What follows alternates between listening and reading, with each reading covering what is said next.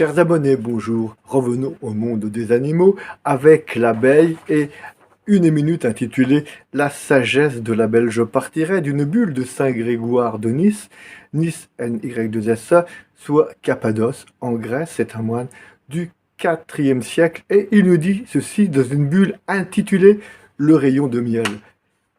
Le livre des Proverbes demande aux disciples de la sagesse de se mettre à l'école de l'abeille en disant aux amants de la sagesse: va vers l'abeille et vois comme elle est laborieuse et quel respect elle apporte à son travail. Rois et sujets, pour leur santé, usent de ses produits.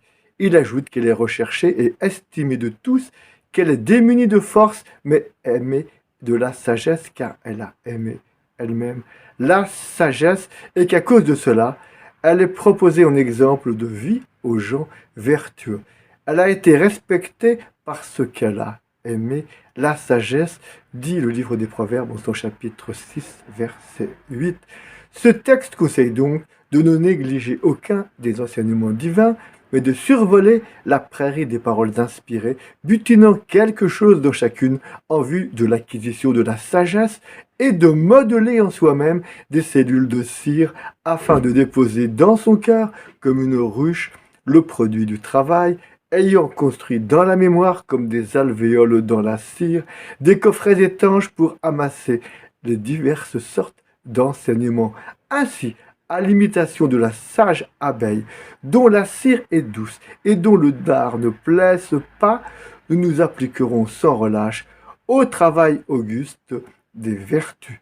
C'est bien un travail que de gagner par les peines d'ici-bas les biens éternels et de dépenser ses propres peines pour les rois et les sujets, en vue de la santé de leur âme. Une telle âme est recherchée par son époux et estimée par les anges.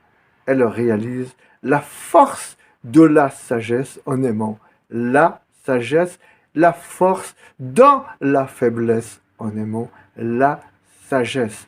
Ce sont des exemples de science et d'amour du travail que nous apporte ce qu'audit de l'industrieuse abeille. Par ailleurs, la répartition des divins charismes spirituels se fait en proportion du zèle apporté du travail. Voici sur le parallèle qu'il fait entre l'homme et l'abeille. Avouez que cela nous donne envie de devenir nous-mêmes non seulement semblables aux abeilles, mais plutôt ressembler à la fourmi qu'à la cigale de la fable de La Fontaine. On peut donc en conclure que la nature, mère nature, comme disent certains, est notre maîtresse de sagesse.